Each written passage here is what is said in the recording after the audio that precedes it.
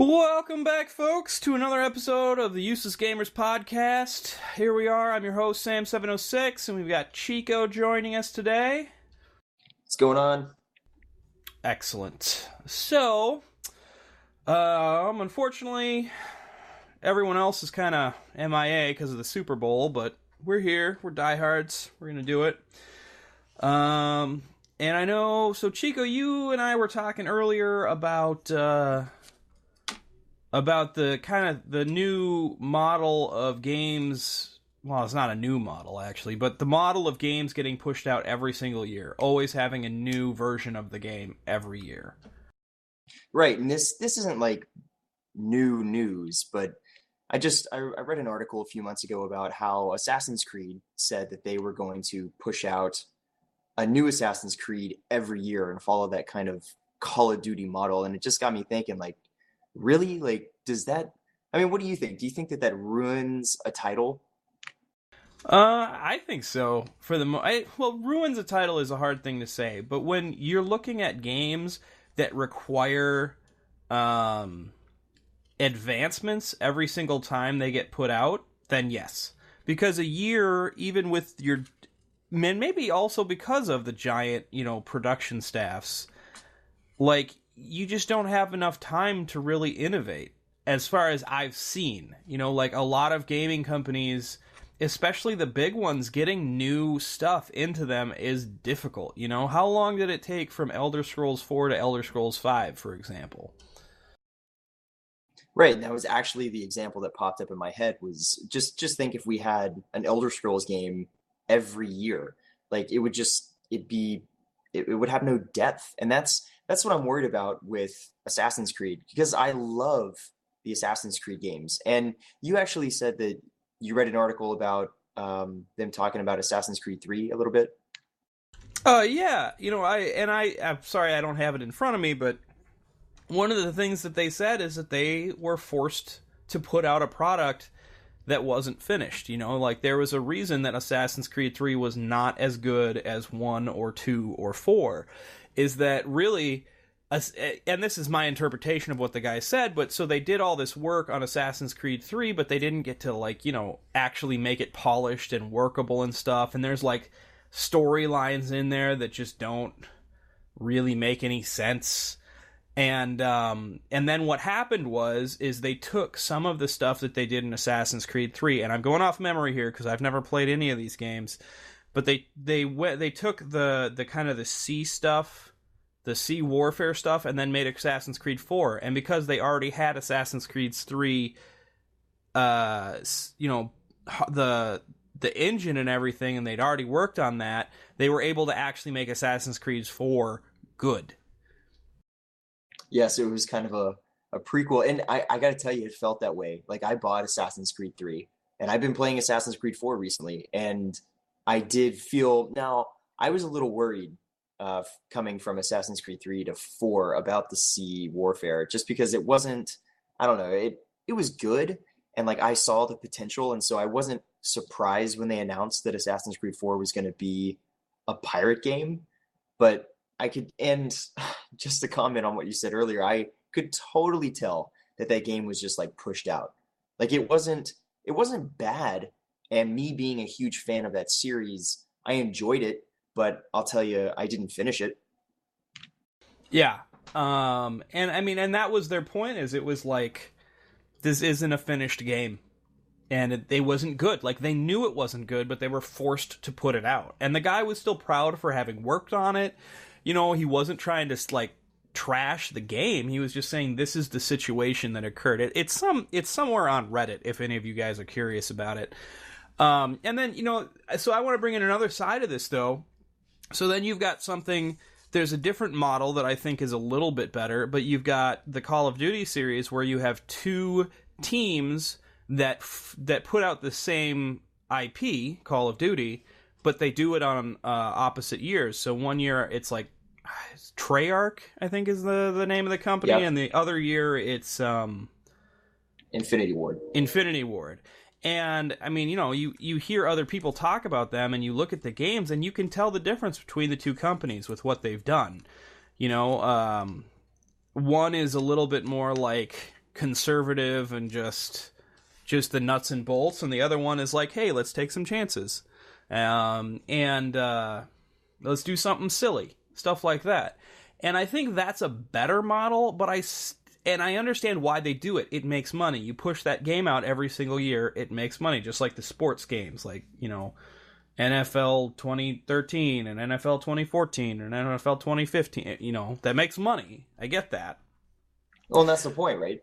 Like, yeah, to be making money by pushing out your IP every year. But then you have the problem, even with these two different teams working on the tech for it all, everyone said, at least when it came out, I haven't been following Call of Duty Ghosts because I don't like the Call of Duty series after Modern Warfare, that you know, it's just not that big of a jump. You know, Call of Duty Modern Warfare was an amazing jump over what was coming before it. Since then, I mean, yeah, I see graphical improvements, but Call of Duty, they're all the same game. There's really not that big of a jump in the actual gameplay that I've seen. I agree with you. I haven't seen that either. But here's the thing. I looked it up. So Elder Scrolls 4 Oblivion came out in 2006. March 2006. And Elder Scrolls Skyrim came out November of 2011. That's a 5-year gap to make a good game. Now, they also put out Fallout 3 in that time. You know, I believe Fallout 3 came out in 2010 or something. I don't know, but they were doing other things, but you can tell that, you know, they spent time between these games, and you can see that jump. And I think that when you're looking at stuff like the yearly release schedules, what you're really looking at is episodic content, you know, with some small upgrades here and there. You're not looking at this is the next game. Right. And that's the problem. That's the biggest problem for me. And I think Battlefield is a great example of it. Battlefield 3 came out, right? There was a sizable gap. I don't know the exact amount of time, but there was a gap between Battlefield Bad Company 2 and then Battlefield 3 coming out. And Battlefield 3 brought change. It brought a lot of change. A lot of changes that people wanted to see. And then Battlefield 3 started releasing all these micro expansion packs, like adding dirt bikes and more weapons. I did not pay full price for any of that stuff, for the premium stuff. I got it on sale for like $15. I just waited. I waited it out because I knew what it was. It was just like, and I had a theory the whole time that they were like experimenting with what they wanted to put into the next Battlefield, which came out really soon after. Like maybe it was like 2 years, I think, 2 or 3 years. I mean, which is a good gap. But I remember when Battlefield 4 got announced, I was like, whoa, like why is it, there needs to be more change here. And I've been playing Battlefield 4 and there's not the change. Well, people can go read the review on our website, but the change just isn't there for me. And it isn't there for a lot of people, and a lot of it doesn't work. And they're just doing that same model that they did with Battlefield 3, these little micro expansions, you know, and which a lot of those expansions, the biggest problem for me is that they should be free. Like it should be like a map pack or like a gun pack, like for free. They need to incorporate free content for their community. But I guess we're doing it to ourselves, right? Like we keep buying it. Well, and I think you really just brought up two real issues with the gaming industry too, which is that one is the early access model. I mean, TB just put out a whole video on early access where he's like, what the fuck, people? You know, first of all, they're not finished games. You guys are throwing money at non-finished games. You can't, you know, and then it's like, it's not good. In some ways it's good, and in some ways it's bad, because, you know, you're letting smaller developers actually push the development of their game, you know, like Terraria, early access on Starbound. That's not a giant company as far as I know, and they can go and they can earn money while they're developing, and you can have fun playing it. But that company also has now given a proven track record of putting out new cool stuff even after you've owned the game for free. You know, there's a lot of this other stuff where people are buying into stuff like Rust and DayZ right now, and it's like, they are not finished games. You're going to play this game in an unfinished form with all of its problems and its bugs. You're going to wear yourself out from the game before it gets released as a complete thing, you know, before they say they're done. And then you're not even going to get to play that full experience because you've already played it out. And I've had that experience on early access already, where I was playing an early access game and I looked at it and I played it and I had some fun. And then I said, yep, I'm done with this one. Yeah, and that's, you just well said. Like, I couldn't have said it better myself. And actually, that's the exact reason why I don't play betas of games. Like, the exact reason. I want to play the finished product. I have these hopes and expectations for it, and I want everything that they've told me that's going to be in the game to be there. And I want it to work like it should work. Like, simple things. And playing betas, I mean, like, you don't have to do that, but releasing a game before it's done and buying it, and I have these expectations, and then things that you've told me that are supposed to be there aren't there or don't work like they should, like, I'm done. I'm done with your game. Like, I'm going to walk away. I'm not going to give you more money. I'm not going to buy your expansion packs. Like, you just lost a customer until I see some improvement in your title. Yeah. But then there was another point that you brought up, which is, what was it? You were talking about how with with Battlefield, they're just putting out these episodic content things, or like the little microtransactions where you buy all that little shit. I don't remember exactly. It was like a whole point in my head. But the other side of it that I think that's really going on here is I don't think that big companies should be doing this. I don't think... You know, like Battlefield 4, they should have put out a game that was not broken. Because they did. They put out a broken game. Absolutely. And they sold it as a finished product. And really what they were doing is they were charging people full price to continue beta testing their game so they could get it out early. Yep. And that's, you know, that is deceptive marketing practices. If someone did that with a diabetes testing device, you know, like a thing that tests people's sugar... blood sugar levels, can't talk today, blood sugar levels, you know what, that company would be sued into oblivion.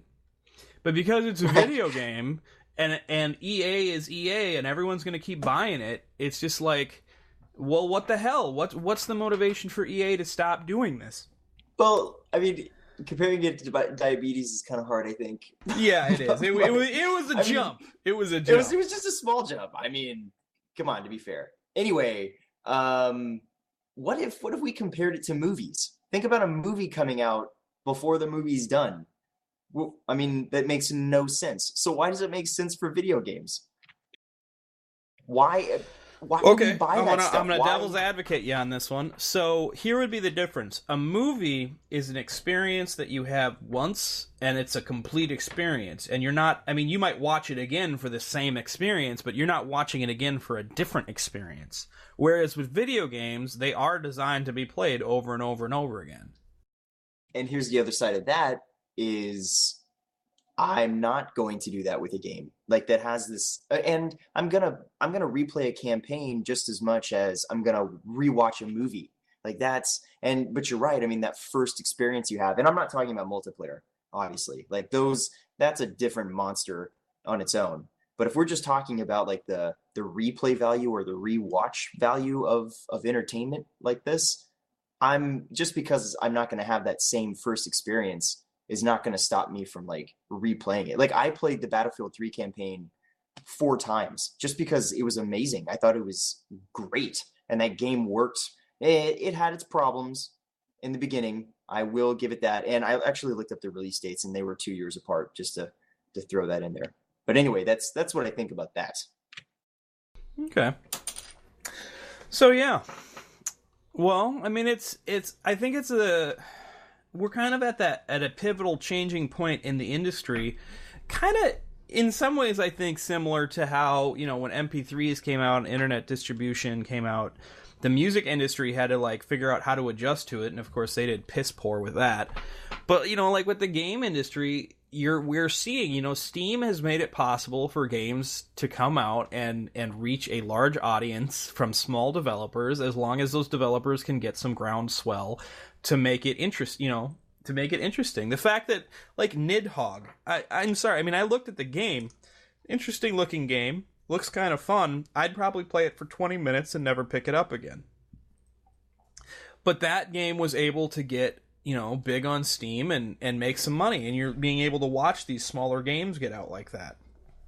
But I think that, the big-time developers are looking at this and going, well, we want to jump on this early access thing too, because if we can make our money back before the game's even officially out, then great. But I don't think that it's the same. And maybe I'm repeating myself here. I really don't think it's the same for big-time development companies, because their games are on such a scale that, like, letting people dick around before the game's actually finished is really taking away from the experience.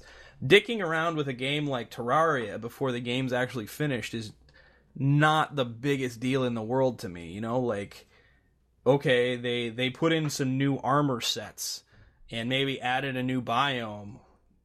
That doesn't really mean that I didn't get to experience Terraria. But, if you take something like Battlefield 4 and you go, well, right now AA is completely broken and vehicle combat doesn't work, that completely takes away from the experience of Battlefield 4. And I don't know if that's an issue with Battlefield 4 or not. I was just kind of picking that one. Yeah, but I mean, your point is made. I feel like, yeah, and that's how I felt because I did play the Battlefield 4 beta, and I remember playing it. And actually, every time that I play Battlefield 4 now, and I get frustrated with something in the game, not just like being killed or whatever. I'm talking about like a legitimate frustration with, like, for instance, and they just released a new patch, which I don't think changed enough. But the guns on, like, the helicopter, like the mounted guns on the helicopter, when I'm a gunner, it just feels like I'm firing Nerf darts at people. Like, it takes, dude, if you get hit with one of those rounds, it should really hurt you. Like, and it was that way in the beta, and it's been that way on release, and it's still that way. And so things like that break the game. And I remember sitting there, what I was going to say, I was sitting there playing the beta and thinking to myself, man, I really hope that this changes, like, a lot of shit in this game changes, because I'm really already starting to regret buying this thing. And that's been kind of my experience playing it, is like, God, I just regret, like, jumping into this so soon. Like, lesson learned. And not that I haven't learned that lesson before with pre-ordering titles, but Battlefield hasn't burned me like that yet, and they just did. And so I mean, I can honestly say that I'm never going to pre-order another Battlefield game again after that. Now, are you never going to pre-order a Battlefield game or an EA game? Because that, I think, is the real issue, is it's not just the goddamn game. It's what developers are doing this and what companies. Fair enough. And I thought I had learned my lesson with other EA titles that I had pre-ordered and that were just horrendous. And it's, it is my fault, right? But I think it takes, what I've noticed is I think it takes your favorite title doing this to you and burning you with a publisher, like SimCity just did with a lot of Sim fans. Like, that was a disaster, right?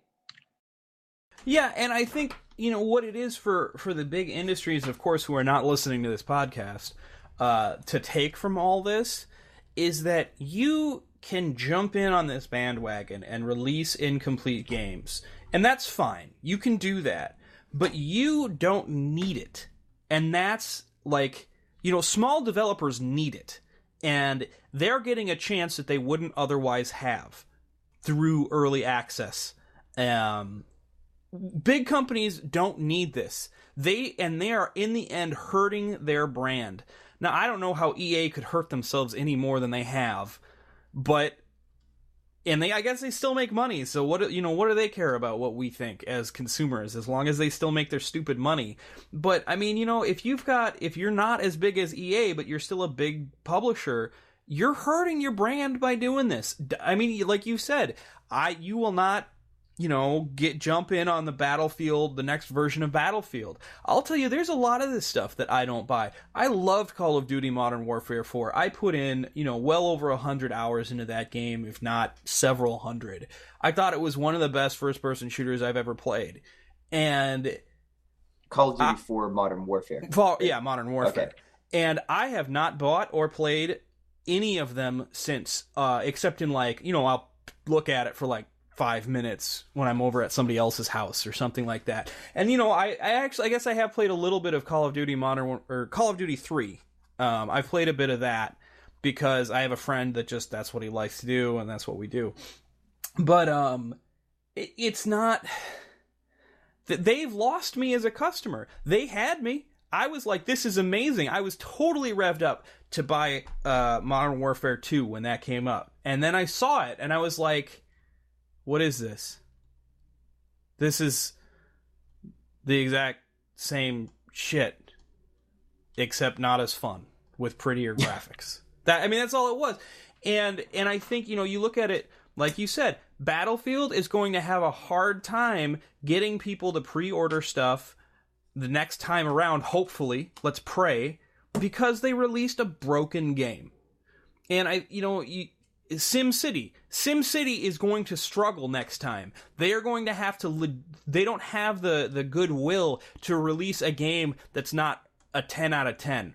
If they don't release a 10 out of 10 game, that franchise is at risk of falling apart because they fucked up the last one.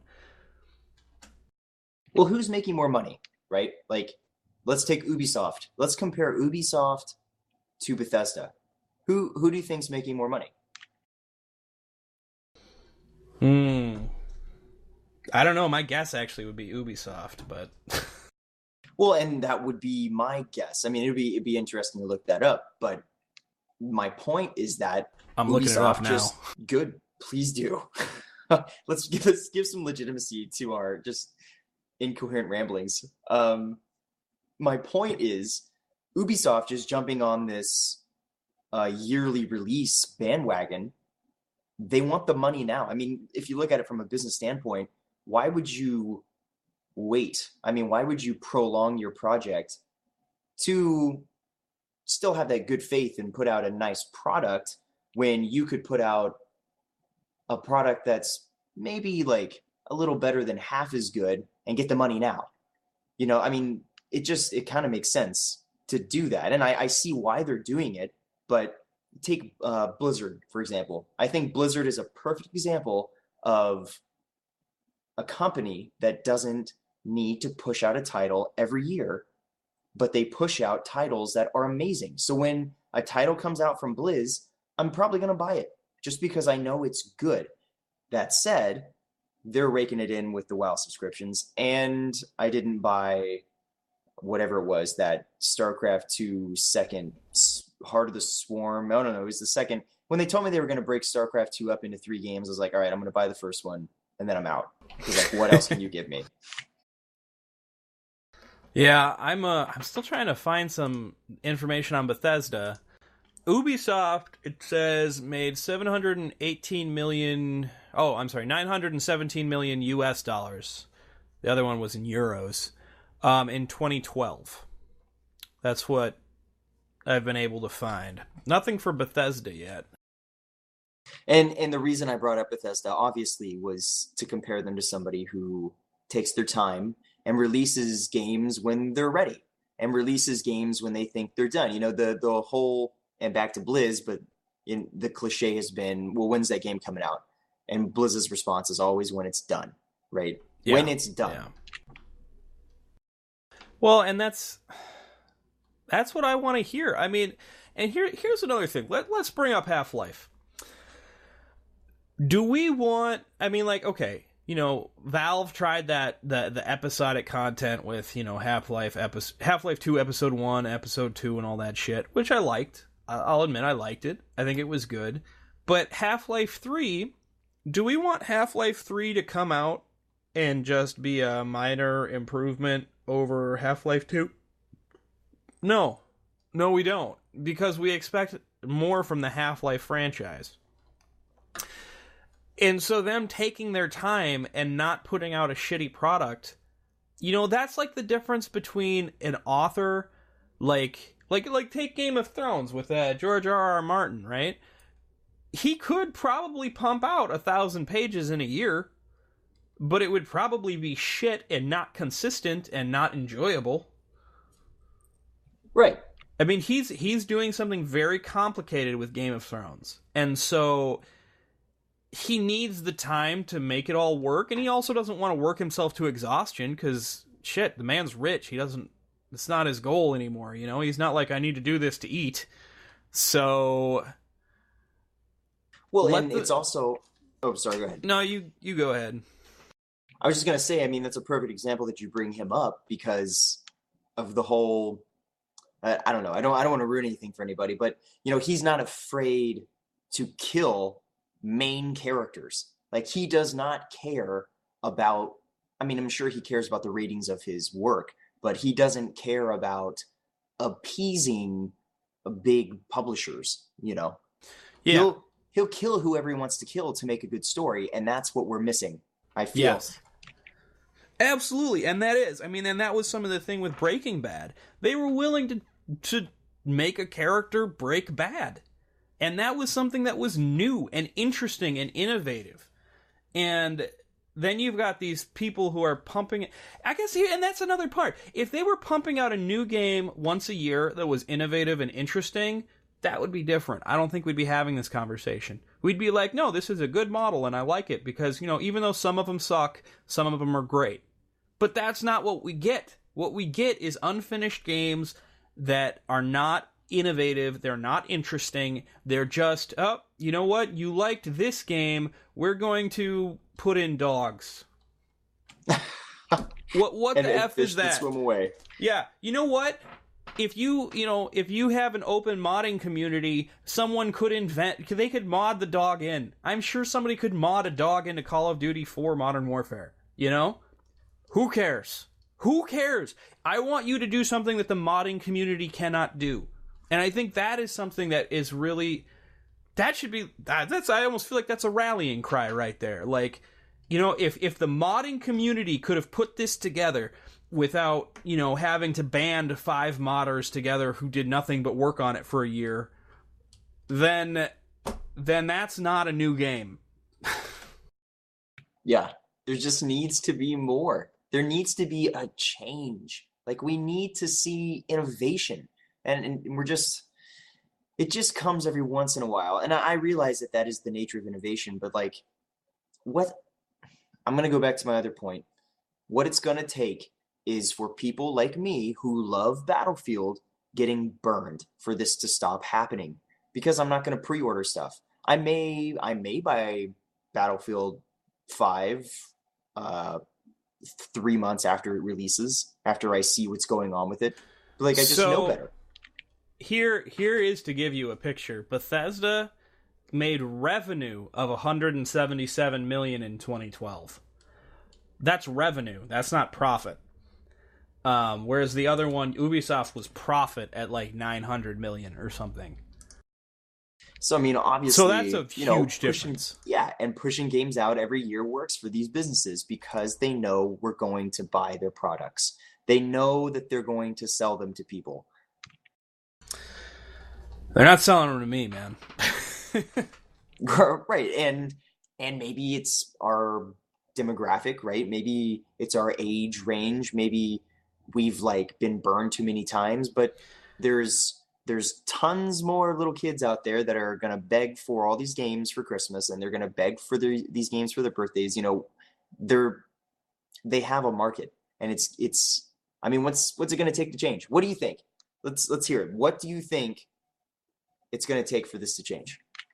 Well, obviously they need to stop making money. I mean, that's number one. They'd have to stop making the money. If they think they can make more money by releasing good content that's not broken when it comes out, they'd do it. Honestly, I guess it's not going to change. I think we've just been blowing hot air this whole time because it's like, why would it change? It's been this way ever since ever since, the gaming industry started, really. It's gotten worse, admittedly, but the bigger and bigger the industry gets, the more and more this happens, I guess. I guess so. I mean, if you think about it, so Nintendo, with we decided to not advertise our Wii U for any reason and have no games on it, and now they're like, oh my gosh, we have a $250 million shortfall this year. Well, they're changing. So they're saying they're going to change anyways. Right. And, who's to say that what happens in the press actually happens with the company? But I don't know. Nintendo, I really feel has made efforts to change and grab new demographics, and they listen. It seems like Nintendo listens better than Microsoft with the Xbox. Yeah, but if you think about it, at least as of yet, I haven't heard that Microsoft really has suffered all that much. I've heard that, Sony did better. But other than that, I don't know that Microsoft has really suffered all that much for all the shit that they took. Everyone said Microsoft's already lost. They don't appear to have lost. Right. And that's the whole, I guess, other point here is that people are still going to buy what they're going to buy. I owned a PlayStation 3. I'm going to buy a PlayStation 4. I owned a 360. I'm going to buy an Xbox One. It's just like politics, right? There's only a very small percentage of people in the middle of that swing vote that you're going to sway. And that's just the nature of the beast. And that's just how it's going to be. And it's so sad. And it kills innovation. And we have just been blowing smoke, man. That's... Well, so if we look at it, what could we legitimately do? I mean, as individual consumers, what could we do, not to change things, but to be happier with the state of affairs? Do what we're doing, right? We have the system that we want, and I'm only going to spend money on games that I have a pretty good idea that I'm going to like, right? But yeah, I think so. I mean, that's really it, because I guess, and maybe this is something that people, who do these things and talk about it all the time miss, is, you know what? If people aren't bothered by broken games being put out, then that's not something they worry about. They're okay with it. They still had fun playing Battlefield. Maybe the feeling of, getting to be in the early access of Battlefield 5 is more important than playing the finished game. And for people like me, I'm going to sit there and I'm going to go, I'm not even going to touch your game, because honestly, you got nothing new that I'm excited for on it. And I've watched Battlefield 4, and I look at that and I go, Battlefield 2 had all this, except for the Levolution, but I don't really care. It's a gimmick. You're not missing much. Yeah, I've watched it. I've seen other people play it, and I was like, I don't care. What I was looking for, Battlefield 2 had it in spades. I like the better graphics, but I already played Battlefield 2. And I guess this goes to my point about early access for people like me is, once I get what I want out of a game and then I'm done with it, I'm done with it. Occasionally I go back and I'll play something that I really, really loved, but for the most part, I got what I wanted. And that actually is an interesting segue. This is going a bit long, but I know, Chico, you had another thing you wanted to talk about with World War II games. Yeah, where did they go? Why don't we have... what I've been thinking a lot about is I really like World War II games, and the gaming industry, graphics and gameplay mechanics and what we expect out of titles that actually work when they're released, that's come a long, long way from where we started with World War II games coming out. And I want to see the next World War II game. Where is it? Why don't we have it? Why have we moved on from that genre of gaming or that era of gaming? I'm going to take the total opposite side of this. I have no more desire to shoot Nazis. I'm done. I mean, come on, really?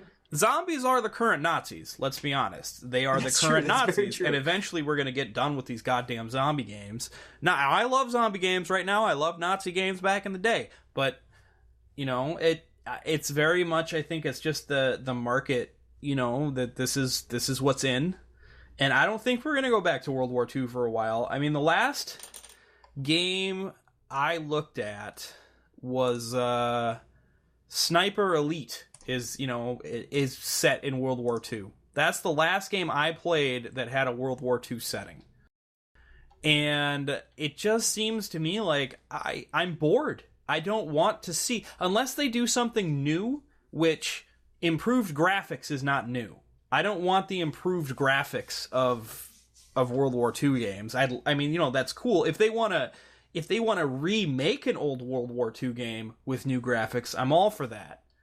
But I'm tired of shooting Nazis, man. You're just over it. You're just over World War II with gaming. That's and the storylines are boring. I mean, it's like, okay, now I'm invading another stupid Nazi stronghold, and there's Nazis, and they, you know, say Nazi words. German. That's. I think that was yeah, you can call it that. That's another name for it. Okay, fair enough. So yeah, but I see your point, and I'm sure that's how a lot of people feel with the World War II genre. I would just like to see them try it again, or like bring some innovation to it. And that said, I would love to see a AAA Vietnam game. Why haven't we seen that? I would like. We are now at the point, graphic-wise, where we can do jungles, and we can do them effectively. Beautiful jungles. Yeah. Vietnam, I think there is just a wealth of combat that could be drawn out of that. The last good Vietnam game that I played was Viet Cong, and I loved that game. Yeah, that was great. That was years. That was like a decade, if not more ago. That was probably in the 90s. Oh man, late 90s, early 2000s. That was like 2004, 3 really? or 4. Yeah, that was Viet Cong, and then Viet Cong 2 came out in like 2005, and it was awful. And that's what they tried to do, is they just tried to update the graphics, and then it just got clunky. And so I totally agree with you. Like, graphics, while it is an improvement, it's not an improvement that's going to get me back into something per se. March of 2003. Ah, there you go. We used to play it at our LAN parties in high school all the time, because I love that game. Fantastic co-op. It did, and I remember too, like I've jacked it up to the highest difficulty, and I love really, really hard shooters. And it got to the point that was the only game that I've ever played without something like respawns on monsters, like Doom Nightmare. I was never very good at the Nightmare mode, but like that is the only game I ever played that even with quick saves I could not beat how hard it was. It was that effing hard. Because, like, you'd be going through the jungle, and there'd be all this foliage around you, and all of a sudden you'd be shot. And I was like, what the hell? And I'd look around, and I'd, like, try a different path, and I'd just get shot. And, I'd try that for, like, 20 minutes, and I just couldn't find the fucker, because they can see through the leaves, and you can't. And it was that hard. And I know that doesn't appeal to most people, and I get that, but it was a beautiful moment for me, man. I tried so hard, and I got to this point where I just couldn't play it anymore. But when I found those fuckers, it was so like, I found you, and you're gonna fucking die. Like, it was one of the best feelings I ever had playing a video game. You got some endorphins. Yeah, man. Oh my god. And so that was it. And so yeah, I would love to see a real good period piece of a Vietnam game. I think that would be absolutely awesome.